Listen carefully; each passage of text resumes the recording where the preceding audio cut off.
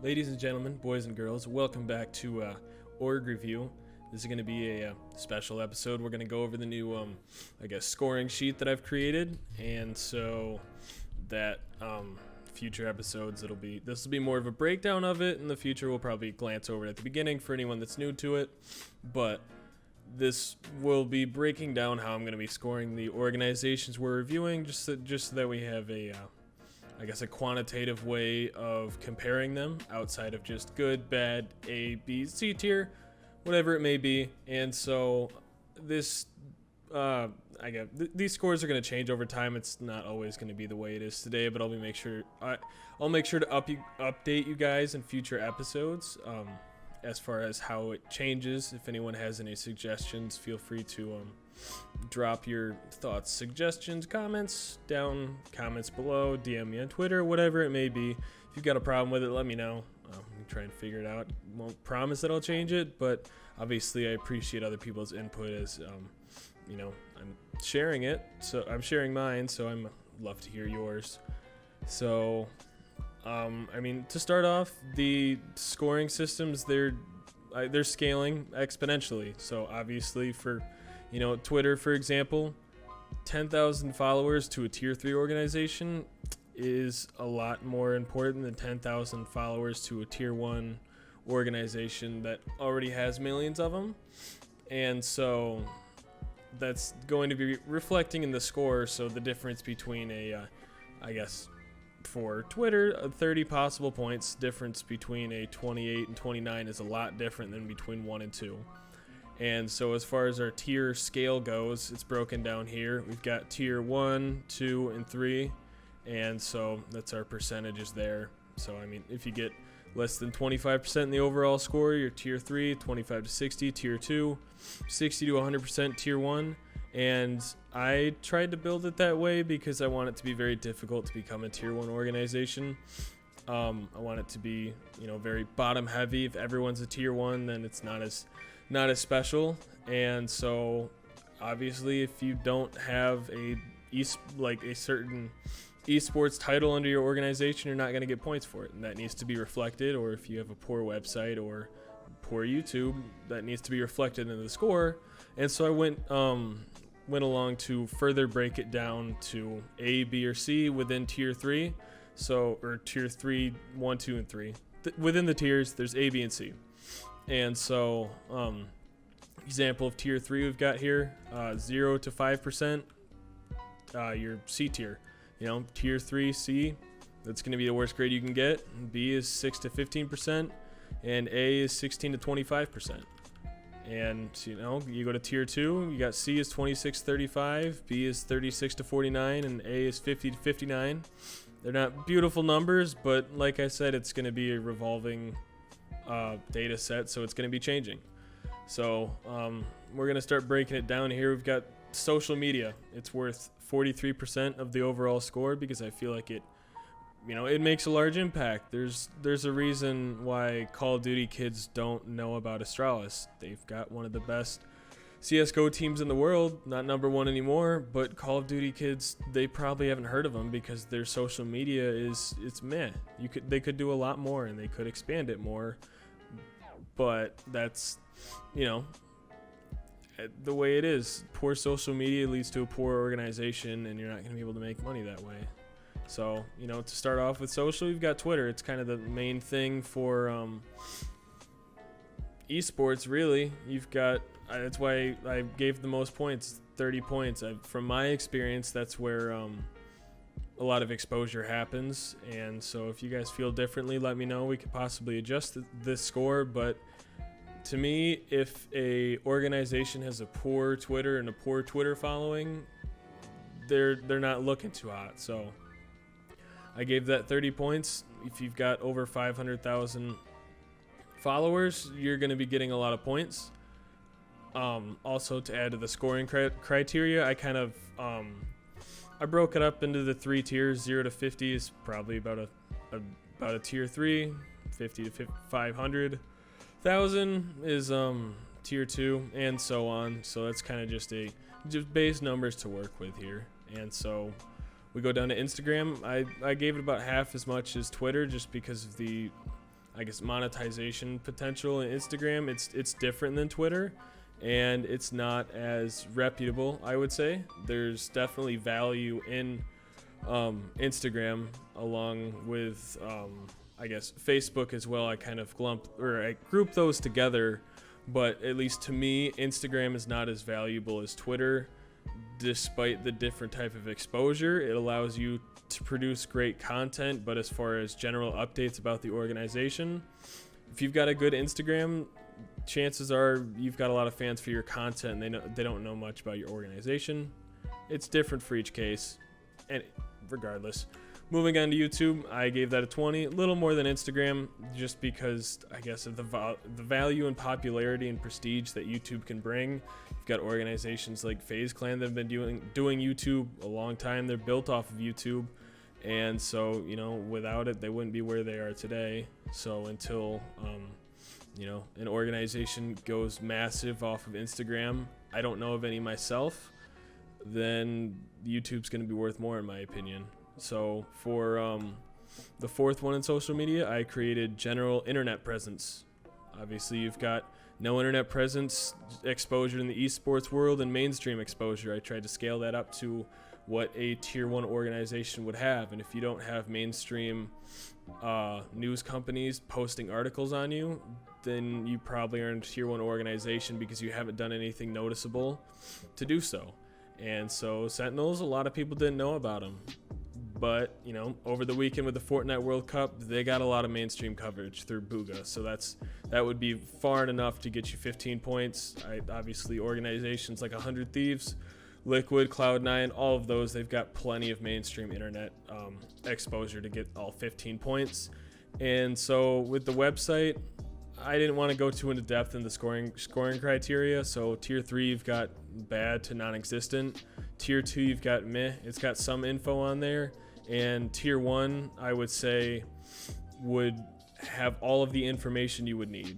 Obviously not all of the content because you can't get all of the content, but you want to have everything you need all in one place. That's a big thing for me personally when I'm doing these reviews.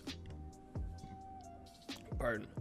It is it's 10 times easier to do if they have a good website because I can just go to one place and figure out what they're about. So, if an organization doesn't have that, those are easy points to get back when we do our suggestions. So, moving on to esports teams, it's valued at about 36% of the total score because I guess my determination for that was an esports team with amazing social media and poor esports teams is still very valuable.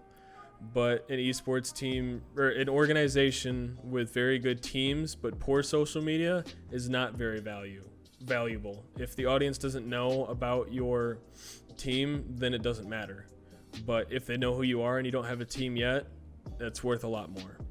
So obviously at the top for 10 points, we've got CSGO, League of Legends, Dota, Fortnite. And so CS, you've got Advanced, MDL / Premier, and Pro.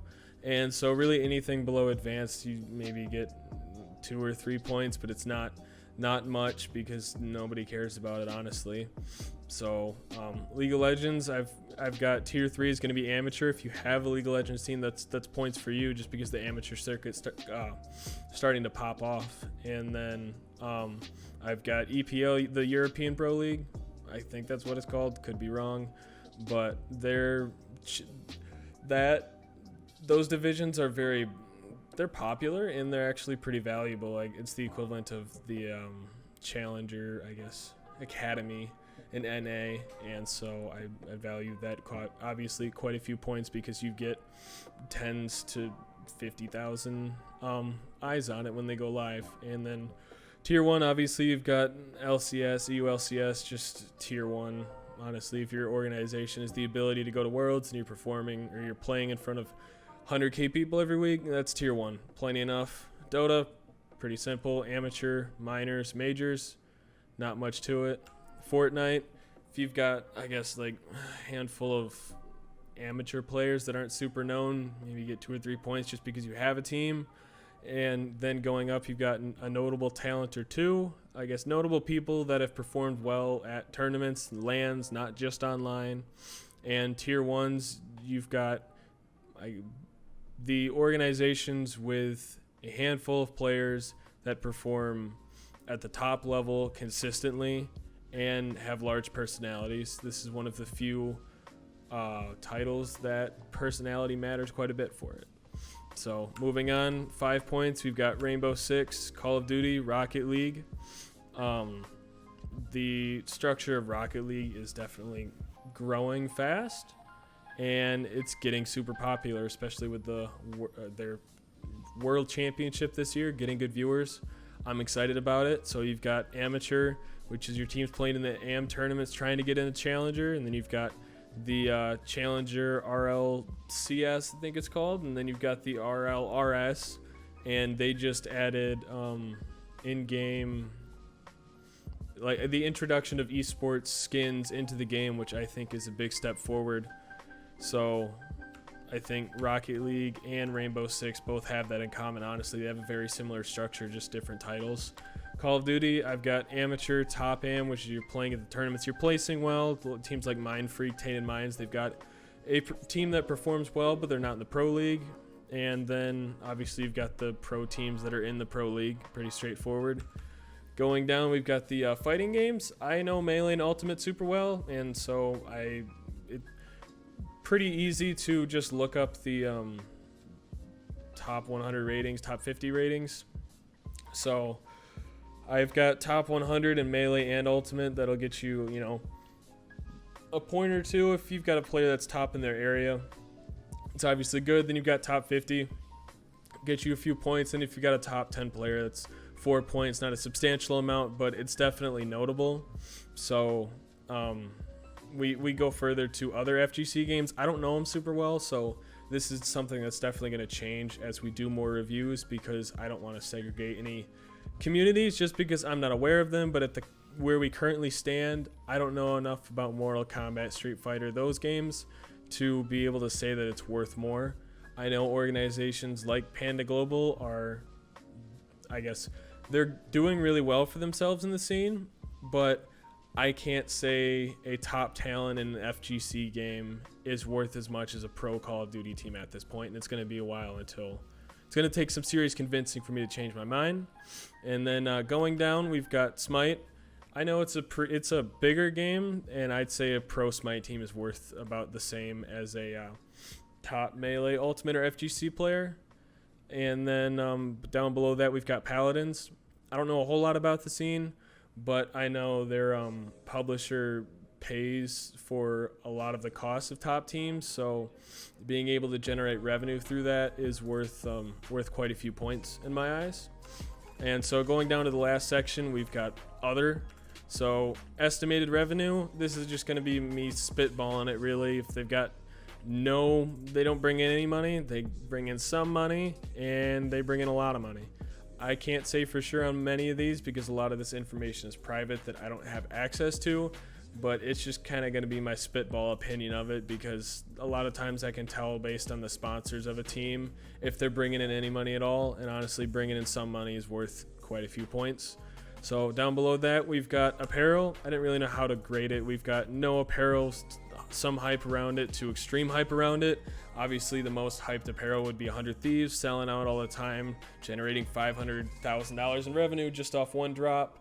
That's going to get you the full 15 points, obviously. But there's a lot of organizations out there that kind of just do the standard mainstream approach of paying a jersey manufacturer to make a store for them and paying the $100 to get it set up and getting $10 per sale, and that whole procedure that is anybody can do it. If you've got the money, you can do it, and you maybe get a few points for spending the money to do so, but being different is going to stand out here, and you deserve the points to get that. So below that, we've got YouTube streamer personalities. It's starting to grow more with organizations like 100 Thieves picking up like top streamers. It's something different that's worth points.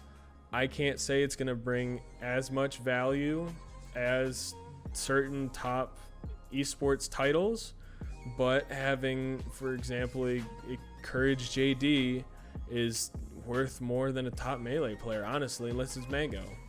So that's something to consider. And then below that, we've got other esports titles. There's definitely small titles out there like Clash Royale and games like that I don't know enough about to give them the number of points they deserve. So I give 5 points total for other titles, for small titles that don't deserve points to themselves but can combine for some. And then down below that, we've just got other.